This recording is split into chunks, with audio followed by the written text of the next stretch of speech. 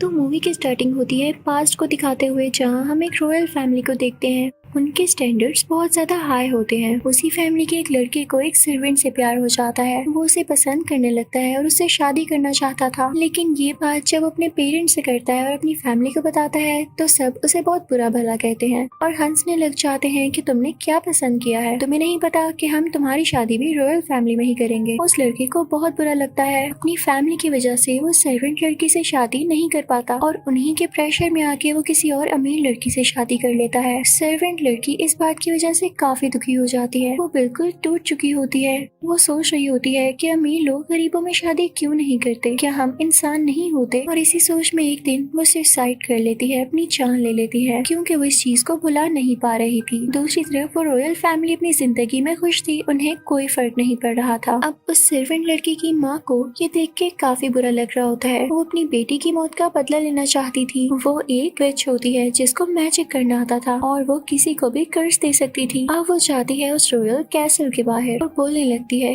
कि मैं तुम लोगों को एक कर्ज देती हूँ। तुम लोगों की फैमिली में जो भी बेटी पैदा होगी वो पिग की तरह दिखेगी, उससे कोई शादी नहीं करेगा, सब उसको रिजेक्ट करेंगे और इसी तरह वो अपनी जिंदगी से तंग आ जाएगी। वो तब तक ठीक नहीं हो पाएगी जब तक कोई उसे एक्सेप्ट न कर ले, और ऐसा होना बहुत मुश्किल है। ये कर्ज देके वो विच दुखी दिल के साथ वहाँ से चली जाती है। अब हम देखते हैं कि टाइम गुजरता जाता है, कई साल गुजर जाते हैं। उस रॉयल फैमिली में जनरेशन वाइज 500 बार बेटे ही होते हैं और जाहिर है वो रॉयल फैमिली अपने बेटों के लिए ब्राइड्स बाहर से ही लाती थी। लेकिन अब की बार जो उनका बेटा होता है उसकी भी शादी हो जाती है और सब लोग यही एक्सपेक्ट कर रहे होते हैं कि इनका भी बेटा ही होगा, लेकिन उनकी बेटी हो जाती है और वो बिल्कुल वैसी होती है जैसे विच ने कर्ज दिया था। उसके कान पिग जैसे होते हैं और उसकी नाक भी। उसकी माँ ये देख के काफी डर जाती है, लेकिन उसका हस्बैंड उसे समझाता है कि हम जल्दी कुछ कर लेंगे। वो लोग उसका नाम पेनोलोपी रखते हैं। बच्ची तो प्यारी होती है, लेकिन इस तरह से उसका फेस काफी वियर्ड लगता था। वो लोग ये तक ट्राई करते हैं कि हम अपनी बेटी की सर्जरी करवा लें ताकि इसका ये फेस ठीक हो सके, लेकिन डॉक्टर्स कहते हैं कि बहुत कॉम्प्लिकेटेड है, यानी सर्जरी नहीं हो सकती।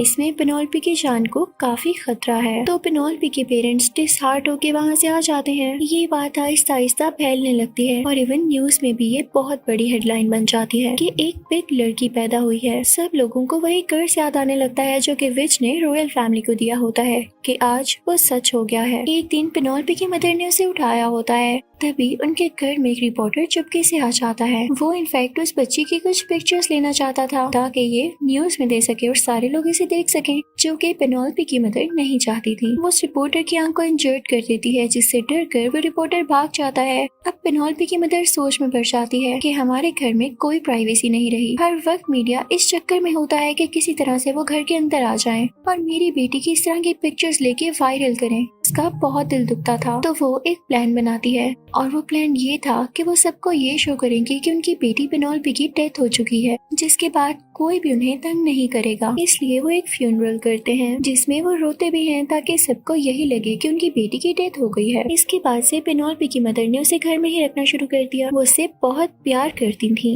वो उसे घर में ही पढ़ाते लिखाती, उसे हर चीज सिखाती। बेशक वो बाहर नहीं जाती थी, लेकिन घर में भी उसे हर तरह की फैसिलिटी दी जाती थी। अब वक्त गुजरता जाता है और पेनोलोपी काफी बड़ी हो जाती है। अब वो 18 साल यानी 18 इयर्स की हो चुकी थी। उसकी मदर उसे लेके काफी वरीड थी कि इससे शादी कौन करेगा, लेकिन इस बात का जिक्र वो अपनी बेटी से नहीं करती थी कि कहीं उस बेचारी का दिल न टूट जाए। अब अपनी बेटी की शादी के बारे में वो किसी मैरिज ब्यूरो से बात करती है, जो वहाँ पर उसके लिए अच्छे अच्छे प्रपोजल्स भेजती है। लेकिन बहुत ही दुख की बात कि जो भी लड़का उसे देखने आता था वो उससे डर जाता था और वहाँ से भाग जाता था। आज तक किसी भी लड़की ने उसे पसंद ही नहीं किया। इसी तरह से कई साल गुजरते गए और अब पेनोलोपी 25 इयर्स की थी। पेनोलोपी की मदर हर आने वाले प्रपोजल से कहती कि बेशक तुम शादी ना करो, लेकिन प्लीज किसी को बाहर मत बताना कि हमारी बेटी जिंदा है या यहाँ रहती है। तो वो लोग भी एग्रीमेंट पर साइन कर देते। लेकिन इस बात की वजह से पेनोलोपी की मदर काफी सैड रहने लगी थी कि अब उनकी बेटी का क्या होगा। अब एक दिन एक और लड़का पेनोलोपी को देखने आता है, लेकिन वो काफी बदतमीज होता है ना। वो एग्रीमेंट पे साइन करता है और वो उन लोगों से कहता है कि मैं ये बात सबको बाहर बता कर ही रहूंगा। अब वो बुरा लड़का बाहर जाकर सबको बताने लगता है कि इस फैमिली में एक बिग गर्ल रहती है और ये बात जाकर वो पुलिस को भी बताता है। पुलिस उसी लड़की को अरेस्ट कर लेती है। कि तुम बहकी बहकी बातें कर रहे हो, हमारा टाइम वेस्ट नहीं करो। अब अगली सुबह होते ही जब वो लड़का बाहर आता है तो वो न्यूज़पेपर देखता है जिसमें उसके अगेंस्ट न्यूज छपी होती है कि ये लड़का फजूल में ही किसी बिग लड़की के बारे में बातें कर रहा है जो कि है ही नहीं। अब वो लड़का प्रिंटिंग प्रेस जाता है और वहाँ न्यूज़पेपर रिपोर्टर से कहता है कि तुम्हारा दिमाग तो ठीक है, तुमने क्या न्यूज डाली है? तुम्हें लगता है कि मैं झूठ बोल रहा हूँ? तुम अभी मेरे फादर को नहीं जानते, वो तुम्हारा बहुत बुरा हाल करेंगे। अब वो रिपोर्टर सिक्योरिटी को बुलाता है कि इसे यहाँ से बाहर निकालो। जब सिक्योरिटी उसे बाहर निकाल रही होती है तो वो कहता है कि मैं अपना बदला जरूर लूंगा। वहाँ पर एक और रिपोर्टर होता है जिसकी एक आंख कवर्ड होती है क्योंकि उसकी आंख नहीं होती। इनफैक्ट ये वही रिपोर्टर था जिसकी आंख पेनोल्पी की मदर ने इंजर्ड की थी। अब उस अमीर और बदतमीज लड़के के साथ मिल जाता है कि ये दोनों मिलकर उस बिग गर्ल को एक्सपोज करेंगे। अब वहाँ से वो एक आंख वाला रिपोर्टर एक कैसीनो जाता है जहाँ पर वो एक लड़के से मिलता है जिसका नाम मैक्स होता है। ये रिपोर्टर मैक्स से कहता है कि मुझे तुम्हारी जरूरत है, मुझे एक काम में तुम्हारी हेल्प चाहिए और इसके बदले में मैं तुम्हें पे भी करूंगा। तो मैक्स मान जाता है। अब मैक्स को ये सारी सिचुएशन बताई जाती है कि वहाँ पर लड़के उसे देखने जाते हैं ताकि कोई तो ऐसा हो जिसके साथ पेनोल्पी की मैरिज फिक्स हो सके। तुम भी इसी तरह उसके घर के अंदर जाना, लेकिन तुम्हारे कोर्ट में एक कैमरा फिक्स किया जाएगा, तुम चुपके से उसकी पिक्चर्स लेते रहना। इस बात के लिए मैक्स तैयार हो जाता है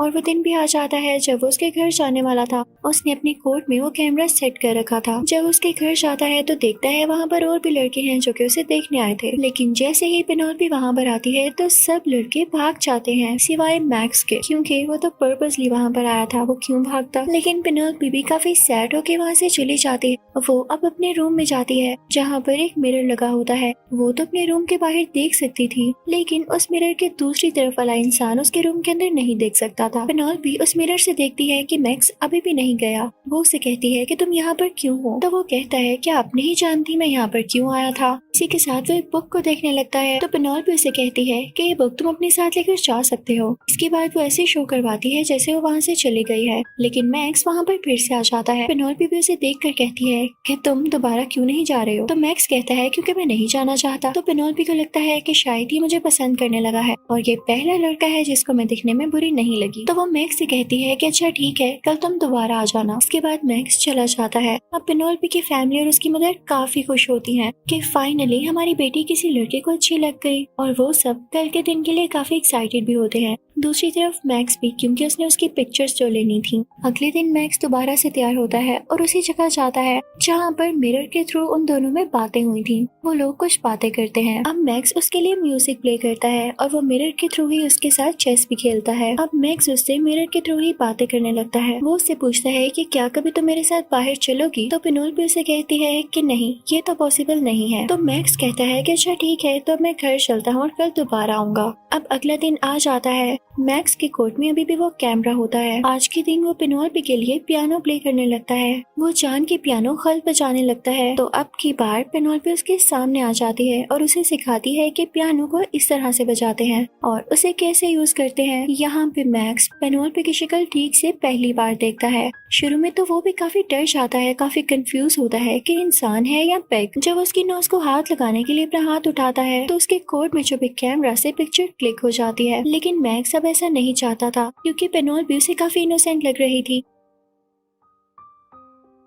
पिक्चर तो गलती से क्लिक हुई थी। तो पिक्चर के क्लिक होते ही मैक्स के मुंह से निकलता है, ओह ये क्या हो गया। पेनोल्पी को ये बात काफी बुरी लगती है। उसे ये लगता है कि शायद इसने मेरी नोज को देख के ऐसे कहा और इसे रिग्रेट हो रहा है कि यहाँ पर क्यों आया। पेनोल्पी वहाँ से चली जाती है। मैक्स को ये काफी बुरा लगता है। वो चाहता था कि वो पेनोल्पी को क्लियर करे, लेकिन वो नहीं कर पाता क्योंकि पेनोल्पी अब काफी हर्ट हो चुकी थी। उसे लग रहा था कि मैक्स भी बाकी लड़कों जैसा है। वो उसे कहती है कि उसे उससे बात नहीं करनी। मैक्स यहाँ से चला जाता है। पेनोल्पी काफी टूटी हुई थी क्योंकि आज तक उसे किसी ने भी एक्सेप्ट नहीं किया था। उसकी मदर उसे समझाती है कि उसे एक चांस तो दो। जब मैक्स जा रहा होता है तो पेनोल्पी की मदर उसे रोकने जाती है, लेकिन जब वो देखती है कि वो रिपोर्टर से बातें कर रहा है तो उन्हें सब समझ आ जाता है कि मैक्स को रिपोर्टर नहीं भेजा था और वो यहाँ पे जरूर पिक्चर से क्लिक करने आया होगा। लेकिन मैक्स उन्हें बुलाता है और कहता है कि नहीं, आज मेरा ये पर्पस नहीं था, मैं पेनोल्पी से नहीं डरा। वो कहता है कि अगर आपको मुझे फिर भी डाउट है तो मैं ये कैमरा तोड़ देता हूँ। रिपोर्टर उसे कैमरा मांगता रहता है लेकिन वो उसे कैमरा नहीं देता और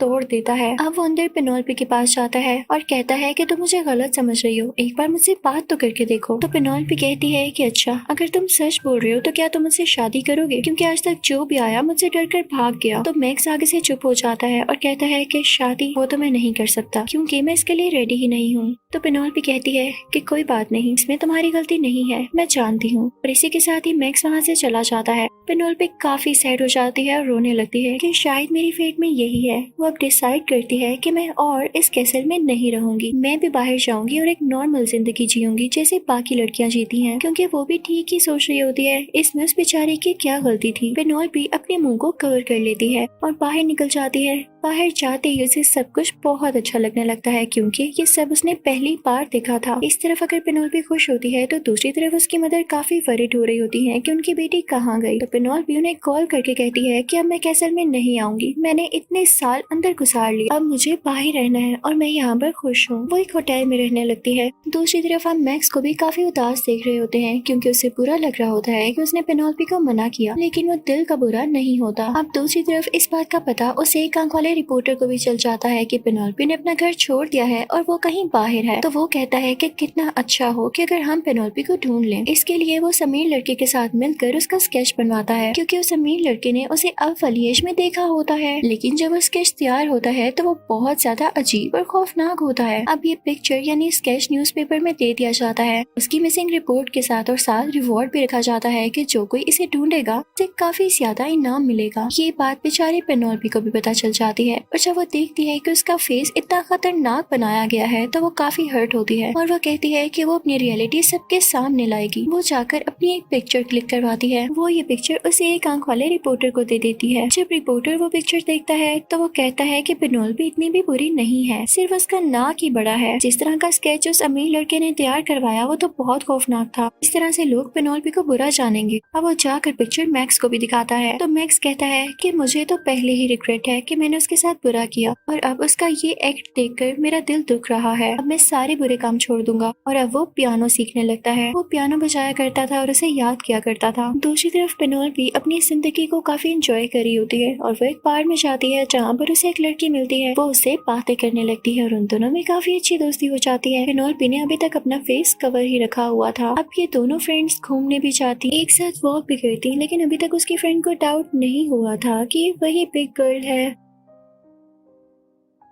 तरह एक दिन ये लोग वॉक कर रही होती हैं कि पेनोल्पी की मदर उसे देख लेती हैं। वो उसके पीछे जाने लगती हैं, लेकिन पेनोल्पी भागते भागते एक बार में आ जाती है, क्योंकि वो घर वापस जाना नहीं चाहती थी। लेकिन बार में आते ही पेनोल्पी बेहोश हो जाती है। जब उसकी दोस्त उसे होश दिलाने के लिए उसका मास्क हटाती है तो वो उसकी पिग जैसी नाक देख लेती है और उसे सब कुछ पता चल जाता है। और वहाँ पर पेनोल्पी की मदर भी आ जाती है, जो कि उसे वापस घर ले आती है। लेकिन जब पेनोल्पी की आंख खुलती है तो उसे बहुत सारे फ्लैशेस अपने मुंह पर पड़ते हुए फील होते हैं। वो जब उठ के बैठती है और विंडो से कपड़ा हटाती है तो उसे पता चलता है कि बाहर तो मीडिया वाले हैं और बहुत सारे लोग उसके बारे में जान चुके हैं। अब रिपोर्टर्स उसे क्वेश्चनिंग करने लगते हैं तो वो सब कुछ बताने लगती है। तो बाहर के लोग कहते हैं कि पेनोल्पी इतनी भी बुरी नहीं है, वो तो फ्रेंडली भी है, और हम यही समझते थे कि ये रूड है, बहुत बदतमीज होगी और किलर भी होगी। अब पेनोल्पी की मदर को भी इस बात से कोई इशू नहीं था, बल्कि वो लोग खुश थे कि मीडिया और बाकी के लोग उन्हें पसंद कर रहे हैं। अब पेनोल्पी की मदर उसे पहली बार खुशी से इजाजत देती है कि जाओ अपनी फ्रेंड के साथ जहाँ मर्जी घूमो, और यहाँ पे पेनोल्पी खुशी खुशी अपनी दोस्त के साथ घूमने लगती है।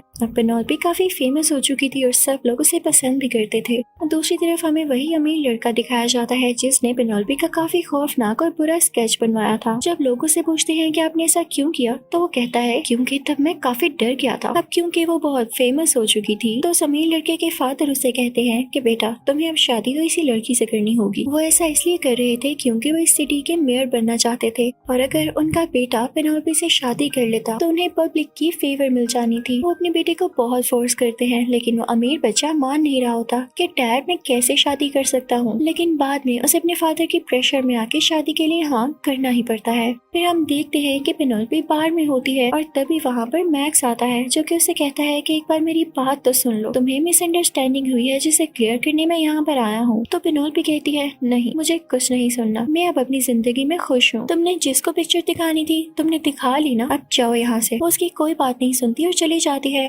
अब हम उसके घर का सीन देखते हैं जब वो अमीर लड़का वापस से उसके घर आता है और उसकी मदर से कहता है कि मैं पेनोल्पी से शादी करना चाहता हूँ, जिस पर उसकी मदर काफी खुश होती है कि फाइनली पेनोल्पी को कोई पसंद कर गया। उन्हें क्या पता था कि पेनोल्पी को तो अब सारी दुनिया पसंद करने वाली थी। वो अपनी बेटी को मनाती है, लेकिन पेनोल्पी कहती है कि पहले इसी ने हमारे साथ बहुत बुरा किया है। तो पेनोल्पी की मदर उसे समझाती है कि बेटा रिश्ता अच्छा है, हाँ कर दो। अब पेनोल्पी को हाँ करना ही पड़ता है। अब एक बहुत बड़ी पार्टी अरेंज होती है जिसमें पेनोल्पी की और उस अमीर लड़के की फैमिली होती है। वो एक फैमिली इवेंट होता है जिसमें मैरिज डेट फिक्स होनी होती है, लेकिन तभी वहाँ पर मैक्स आ जाता है जो कि पेनोल्पी को समझाने आया था कि ये अमीर लड़का बहुत मतलबी है और सिर्फ तुमसे मतलब के लिए शादी की जा रही है। लेकिन उससे पहले ही वही अमीर लड़का उसके सामने आ जाता है और कहता है कि नहीं, मैं तो पेनोल्पी से प्यार करता हूँ। अगर मैंने उससे शादी ना की तो उससे कोई और भी शादी नहीं करेगा। अब वहाँ पर मैक्स कुछ नहीं बोल पाता और चला जाता है। वो पेनोल्पी को बताना चाहता था कि वो उसे कितना प्यार करता है। पहले वो उसका फेस देख के कंफ्यूज जरूर हुआ था, लेकिन वो ऐसा नहीं कि उसका स्टैंडर्ड ब्यूटी हो। अब वो एक आंख वाला रिपोर्टर वहाँ पर आता है। वो मैक्स से कहता है कि मैं जानता हूँ तुम पेनोल्पी से सच्चा प्यार करते हो, जबकि वो अमीर लड़का ऐसा नहीं करता। तो मैक्स कहता है जाने दो यार, वो कौन सा मुझसे प्यार करती है, मेरे प्यार करने से क्या होगा। कर्ज तो उसका फिर भी नहीं टूटेगा, क्योंकि उसे लगता है कि मैं उसके लिए राइट इंसान नहीं हूँ। तो वो रिपोर्टर कहता है कि तुम फिक्र नहीं करो, मैं दुनिया को सच बताऊंगा और पेनोल्पी के दिल में तुम्हारी इज्जत दोबारा से वापस लाऊंगा। अब वो रिपोर्टर वहाँ पर जाता है जहाँ पर इवेंट हो रहा होता है और पेनोल्पी की मदर से मिलता है और उनको बताता है कि एक लड़का है जो कि आपकी बेटी से सच्चा प्यार करता है और वो उस दिन शादी करने से इसलिए मना कर रहा था कि हो सकता है कि ये वन साइडेड लव कर्ज को तोड़ने के लिए काफी ना हो। लेकिन पेनोल्पी की मदर कहती है कि नहीं, अब तो उनकी शादी होने वाली है, मैं ऐसा नहीं कर सकती जिससे मेरी बेटी हर्ट हो। लेकिन किसी को क्या पता था, बेटी तो खुश थी कब, अब शादी शुरू हो चुकी होती है, सब तैयारियां पूरी होती हैं और पेनोल्पी ने भी वेडिंग ड्रेस पहन लिया होता है। लेकिन वो इवेंट शुरू होने से पहले ही वहाँ से भाग जाती है। वो कहती है कि नहीं, मैं ऐसे किसी से शादी नहीं कर सकती जिससे मैं प्यार ही ना करती हूँ। उसने पहले मुझे रिजेक्ट किया था और मैं जानती हूँ कि उसका कोई मतलब होगा। मैं अकेले लाइफ गुजार लूंगी और मुझे किसी पे डिपेंडेंट नहीं होना। मैं जैसी भी हूँ, मैं खुद को पसंद हूँ, ये मेरी कमी नहीं है, बल्कि यही तो चीज है जिससे मैं यूनिक हूँ। इसी के साथ वो बेहोश हो जाती है और जब उसे होश आता है तो वो देखती है कि उसकी नोज पहले जैसी नहीं रही। उसकी नोज अब एक नॉर्मल इंसान जैसी होती है, बहुत ही प्यारी। अब वो बहुत प्यारी दिखने लगी थी। यहाँ पर फाइनली ये कर्ज खत्म हो चुका था, क्योंकि इस कर्ज की यही तो शर्त थी कि जब तक कोई इसे एक्सेप्ट नहीं करेगा वो ठीक नहीं होगी, और फिर चाहे वो खुद ही हो जो खुद को एक्सेप्ट कर ले। कर्ज खत्म होने की वजह से पेनोल्पी अब एक नॉर्मल इंसान बन चुकी थी। अब वो और भी ज्यादा खूबसूरत दिखती थी और हमें पता चलता है कि उस घर में जो बटलर होता है वो इनफैक्ट विच ही थी, जो कि 25 साल से वहीं पर रह रही थी और सब कुछ ऑब्जर्व कर रही थी। फिर हम देखते हैं कि पेनोल्पी एक स्कूल में जॉब करने लगती है और वहाँ पे बच्चों को बहुत अच्छे से पढ़ाती है। तभी एक हेलोइन नाइट पर उसे ख्याल आता है कि काश वो एक बार मैक्स की बात सुन लेती। वो मैक्स से मिलने जाती है तो वहाँ पर कोई इवेंट हो रहा होता है जहाँ पर सब बच्चों ने फेस मास्क पहना होता है, जो कि बिल्कुल पेनोल्पी की शक्ल से मिलता जुलता था, जो कि उसकी पहली शक्ल होती थी। यानी सब बच्चे पेनोल्पी के पहले रुख को भी पसंद करते थे और अब भी पेनोल्पी भी एक मास्क पहन लेती है और मैक्स से मिलने जाती है। मैक्स से जाकर बातें करने लगती है और साथ ही अपना फेस मास्क उतार देती है। मैक्स उसे बताता है कि मैं वो इंसान नहीं था जो कि तुम्हारा कर्ज तोड़ सकता। तो पेनोल्पी उसे बताती है कि वो इंसान मैं खुद थी और अब मैं कर्ज से फ्री हूँ। देखो मैं ठीक हूँ और थैंक यू मुझसे प्यार करने के लिए, जब किसी ने मुझसे प्यार नहीं किया। और इसी के साथ वो दोनों एक दूसरे को एक्सेप्ट कर लेते हैं और काफी खुश रहने लगते हैं। फिर हम देखते हैं कि ये मूवी यानी ये स्टोरी जो हम देखते आ रहे हैं वो ये दोनों स्कूल के बच्चों को सुना रहे थे और इसी सीन के साथ ये मूवी यही एंड होती है। Thank you for watching.